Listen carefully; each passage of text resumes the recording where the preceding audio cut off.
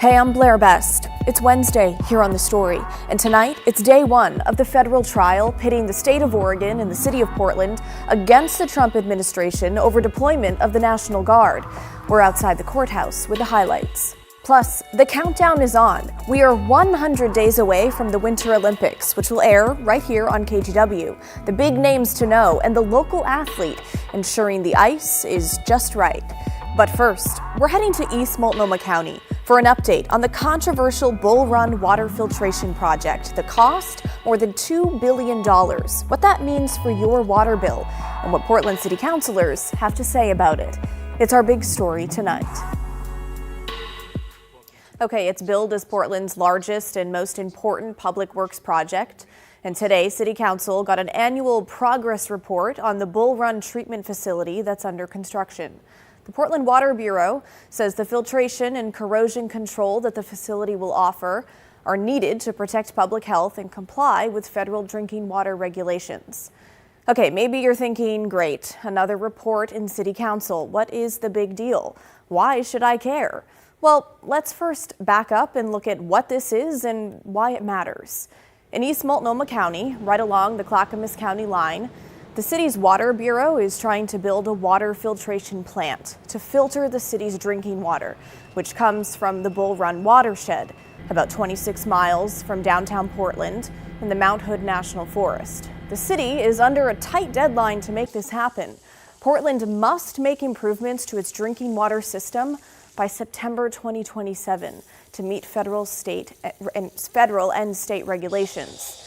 Now, Portland does treat its water, basically disinfects it, but it does not filter the majority of its drinking water. The city was previously exempt from filtering because its watershed was considered well protected.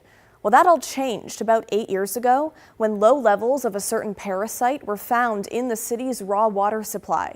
The state and federal government is now requiring the city to install a filtration system to best remove that parasite. And there are many ways the city could go about doing this. They chose to build a filtration plant, one of the more costly options. But it's in an effort, the city says, to safeguard potential impacts from future wildfires and landslides. I caught up with the head of the city's Water Bureau just a few hours ago. This project is about Portland being future ready, right? We are trying to be a future ready utility. That means our city needs to be future ready, and we need a system that can handle anything and everything that's going to be thrown at it. Okay, here's a look at the timeline for where things stand right now. It broke ground last year, and we're currently in the orange rectangle. The facility and pipeline construction is underway. But that blue diamond in 2027 looms large. That's the state deadline to have this thing up and running. So I asked the Portland Water Bureau director what happens if the city does not meet that deadline. So we don't like to talk about what it means if we don't, but if we don't, we're looking at things like sustained boil water notices.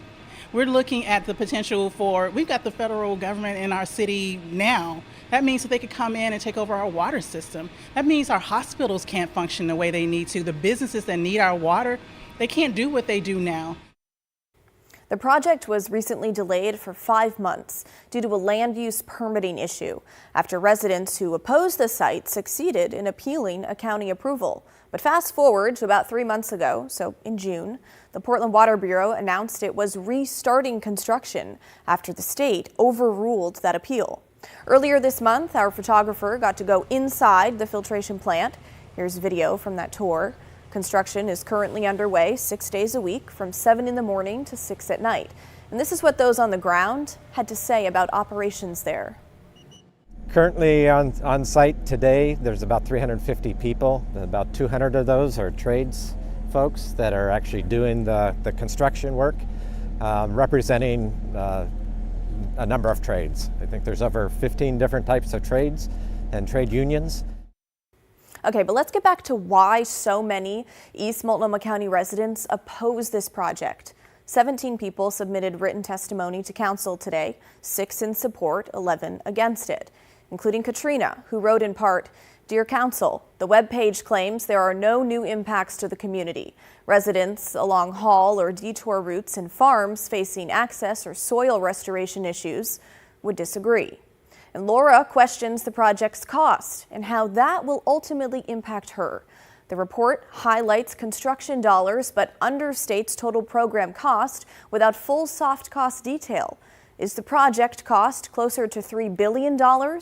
Ratepayers need clear, complete math before you accept the report. Delays have caused the project cost to balloon over time, from an estimated $500 million in 2017 to a more recent estimate of more than $2 billion. And yes, Portlanders will feel the impact of that on your water bills. The latest 5-year plan includes a water rate increase of just over 8% each year because of this project. That's the thin blue line there at the top. Okay, this graph, we admit, it's a little confusing to look at, but if you check out the blue bars in the background for this year, the average monthly bill is $160 for water, sewer, and stormwater. But with all these hikes on the way, that's projected to surpass $200 a month by mid-2029. Now, when it comes to the water rate hikes, about 1/3 of that money will pay for the filtration facility and pipelines. 1/3 will go toward other capital improvements, and 1/3 will fund increases from inflation. Well, today at City Hall, councilors Jamie Dunphy and Loretta Smith both had concerns about how this would impact people in their district, District 1, East Portland. I really want to just acknowledge the genuine strain that this will put on families, especially in low-income families, who are a lot of times living paycheck to paycheck, and seeing a huge increase on their water bill like this is going to hurt. It's going to require sacrifice. But the cost of the water is incredible. I looked at my bill last night and paid it. I was like, wow, this is huge, and I'm just one person that uses water. We have some challenges.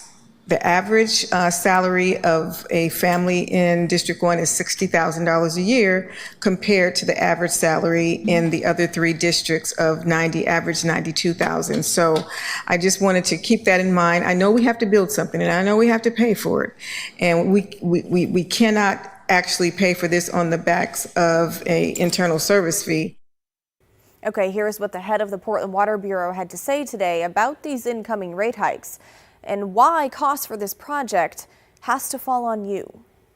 I understand it is going to mean an increase in their bill, yes, but we have to build this system. But I need customers to understand we have one of the best financial assistance programs in the country.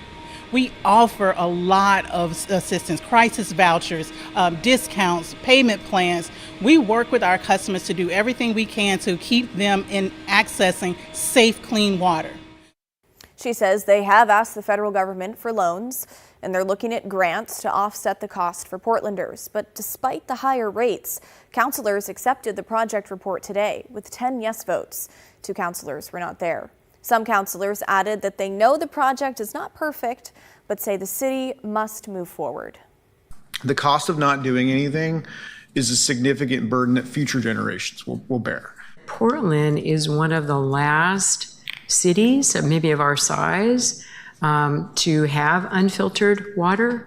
We're kind of behind the rest of the country in doing that. I mean, yes, Councilor Ryan, we have fabulous water. We have a great system, and it tastes really great. But we are one of the last in the country to actually filter it all. Okay, now it's your turn to weigh in. Do you support this project? Why or why not? What about those water bill increases coming your way? Email us at thestory@kgw.com or call and leave us a voicemail, 503-226-5090.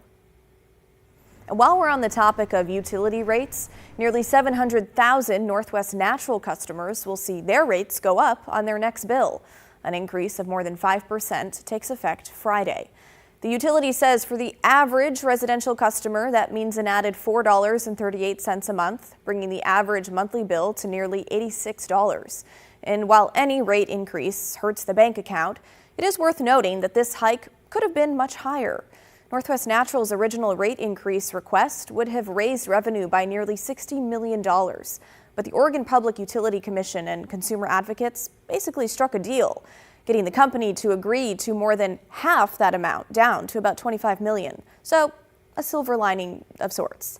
The company says the reasons for raising rates include modernizing IT systems, building earthquake-resilient centers, upgrading distribution and storage systems, and starting a meter modernization program. Okay, it's worth noting that gas and electric rate hikes like this one will soon happen less often, thanks to a bill signed into law this summer called the Fair Energy Act. Here's what it will do. Starting in 2 years, rate increase requests from for-profit utilities can only happen every 3 years. It also requires companies to explain what exactly households are being charged for. And it bans rate increases between November 1st and March 31st, which is likely why we're seeing this increase take effect on Friday. Okay, on Saturday, more than 750,000 Oregonians won't receive their food stamp benefits if the federal government shutdown continues. Well, late this afternoon, Governor Tina Kotek declared a food emergency, directing $5 million to go to Oregon food banks. Kotek's emergency declaration will last for 60 days through the holiday season. She will direct the State Department of Human Services to send $5 million from a temporary assistance for needy families fund and give it to local food banks. The governor is also calling on you to do what you can by donating or volunteering. Yesterday, Washington's Governor Bob Ferguson directed more than $2 million state dollars to food banks per week starting Monday until these benefits are restored. Turning now to day one of the federal trial in downtown Portland, with Oregon, California, and the city of Portland up against the Trump administration over the National Guard deployment. Kyle Aboshi is outside the courthouse tonight after sitting through arguments. Kyle, I understand there was quite a surprise right out of the gate. Indeed, Judge Karen Immergut, who's presiding over the trial, raised serious questions about new evidence which suggests that at least 9 members of the Oregon National Guard were on the ground at the ICE facility in early October, just hours after she had filed or ordered a temporary restraining order blocking their deployment. The judge questioning the federal prosecutors in this case, or representatives from the Department of Justice, saying we'll discuss later whether this is contempt. Quite the start to the trial, no doubt. Did arguments today go basically as expected? Very much so. Keep in mind, this is a case that involves the state of Oregon, California, and city of Portland facing off against the Trump administration. Both sides laid out their opening statements this morning. The state of Oregon arguing that the president overstepped his authority by deploying federalized troops to Oregon. The feds saying no, he was able to do that rightfully, lawfully. Then we started hearing from witnesses, specifically from Portland police. They said we have the situation under control. The feds counter, no, in fact, the feds need assistance because they're stretched thin. Again, Oregon, California, and the city of Portland are looking for a permanent injunction which would block the deployment of troops to Oregon. And Kyle, just to be clear here, the deployment of troops to Portland is still on hold, correct? Exactly. National Guard is on hold. Their deployment paused because of temporary restraining orders. Those are due to expire this weekend, but the judge could extend those. Okay, Kyle Aboshi in downtown Portland tonight. Kyle, thank you. Well, coming up next on the story, some of the presidential statues that toppled in Portland 5 years ago are on their way back after thousands of dollars in restoration work. What the timeline looks like, at least for now, when the story returns.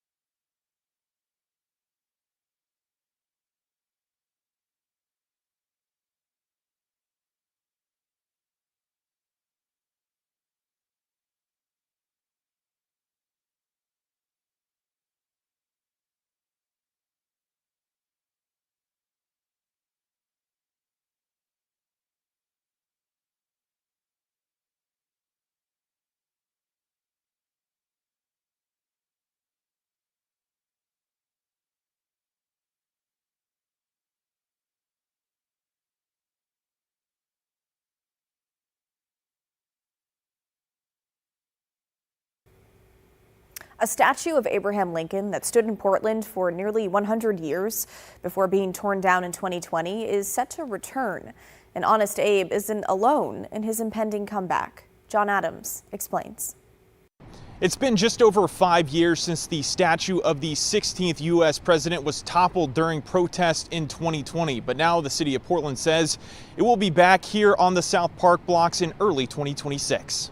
A trio of presidential statues that stood in the Rose City for a century are set to return to the public eye. Between June and October of 2020, statues of George Washington, Abraham Lincoln, and Theodore Roosevelt were toppled by protesters. After spending almost a year being repaired, the Lincoln statue will be reinstalled in early 2026. We now have the piece in the city's possession. It's restored. Darian Jones, assistant director of the Office of Arts and Culture, says the Lincoln statue will be adorned with new signage, further contextualizing the 16th president's role in American history. Local historians are currently working on what that signage will say. We're going to take that research and pair it with our artists and really selecting the text that appears on the new contextual elements. The Theodore Roosevelt statue, which sustained $270,000 in damage, will also be returning to its location on the South Park blocks. Jones tells us the repair work for the Roosevelt and Washington statues will likely begin in a few months. A committee is working on a new permanent location for the Washington statue,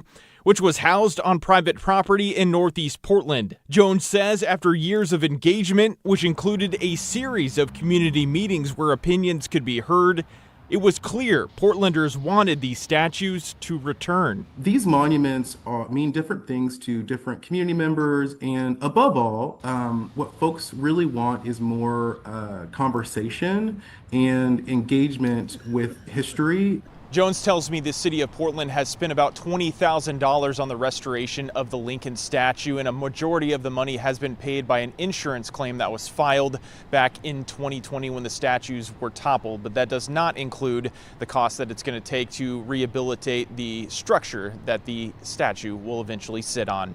In downtown Portland, John Adams, KGW News. Well, coming up next on the story, we are officially 100 days away from the Winter Olympic Games in Italy. We'll introduce you to some of the big names representing Team USA, as well as someone else from our neck of the woods who will be making sure things are going smoothly during the curling events. That's all next when the story returns.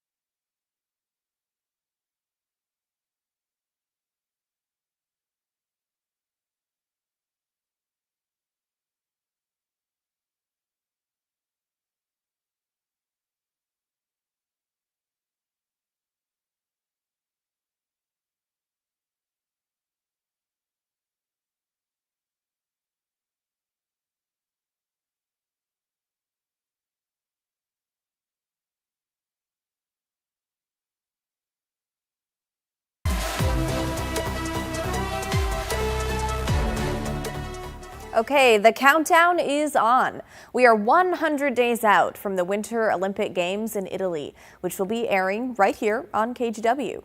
Italy is entering the final stretch of preparations for the 25th edition of the Winter Olympics, the first to be officially co-hosted by multiple cities. Athletes around the world continue to train and prepare ahead of the Games. Matt Renew gives us a preview of some of the big names representing the red, white, and blue. Near her home in Colorado, the greatest alpine ski racer in history, Michaela Schifrin, is focused. Gym time, strength and conditioning. On being ready for the greatest sporting event on the planet and racing at the 2026 Winter Olympics in Cortina, Italy. This has the chance to be a really exciting Olympics, especially in alpine, because it is the environment we're more used to. While across the country at the Skating Club of Boston, the strongest U.S. figure skating team in decades is also getting ready with men's world champion Ilya Malinin. The right amount of training, a right amount of mental focus and physical, just in that zone, getting ready before the Olympics, just go there and to try to skate my best to win that gold medal. Women's world champion Alyssa Liu. I am really excited for it because it's the biggest stage that you really get. And world champion ice dancers Evan Bates and Madison Chalk.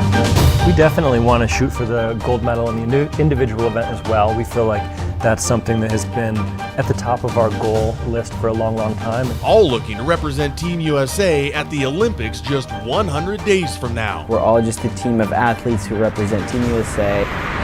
Where Italy has two host cities. Milan will see the opening ceremony in the San Siro Stadium. We will kick off our Olympic Games with this incredible event, the opening ceremony. And this iconic place will give us the chance to tell our story. With figure skating just down the road, while the Dolomite Mountains of Cortina will have women's alpine ski racing on a course. In this area we will have all the setting for the Olympics, so the grandstand. Michaela's won on before. This will be my first Olympics going to a place that is slightly familiar. And is now working to add to her 2 Olympic gold medals she already has, racing in her 4th Olympics just 100 days from now. It feels big. It feels really exciting.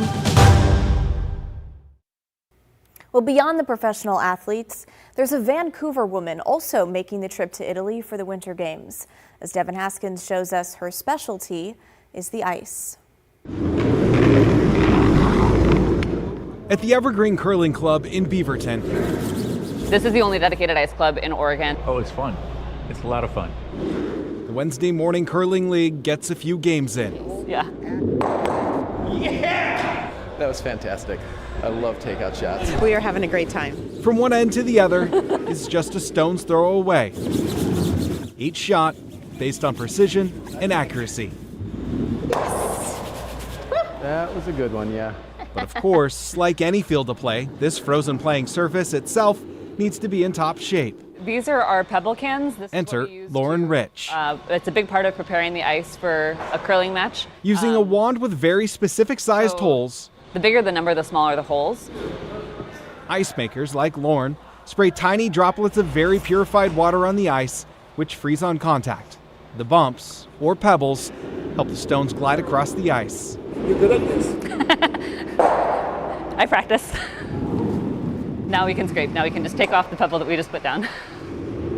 Scraping, or nipping, as it's called, helps flatten the pebbles to create a uniform height. One thing that we're always watching is how the snow is building up on the blade. If it's even all the way across, that means we have a really good pebble. That means our pad is flat and that our blade is flat. All of these things need to be flat and even throughout the course of the event. It is a very meticulous job, and like throwing a stone, is based on precision and accuracy. But you need that pebble to be even, otherwise you can get waves in the ice and then the pebble will break down over the course of a game, so then we'll scrape that all off and start all over. Yeah, so my background is in physics and optics. 7 years ago, the former research engineer just wanted to watch curling in 2018 during the Winter Olympics. And to learn more about the sport, she went to her local curling club. So I signed up for Learn to Curl, and I went and I tried curling, and here I am. 7 years later. Yeah, I bit down hard. She's not only switched careers. Yeah. My full-time job is USA Curling, yeah. But is now headed to Italy. My phone rang one day and the head ice technician for World Curling called and He was like, hey, so we have this thing called the Olympics. Do you want to go? A pinch me moment Yeah. that she'll remember forever. I get to go to the Olympics. As she helps create elite level sheets of ice for the best curlers in the world. And I think it's just really incredible to be a part of that and to watch that build up and grow and just watch how the ice changes throughout that process is really cool to be a part of. Well, Lauren says she'll be out there for about a month and will be the only American in the world curling team making the ice. The opening ceremony for the Winter Olympics is February 6th. You can watch it all right here on KGW. Well, that's the end of our show, folks. Thanks so much for watching. The good stuff is coming your way next. And don't forget, everyone has a story to tell. Have a great Wednesday night. I'll see you right back here tomorrow night at 6:30.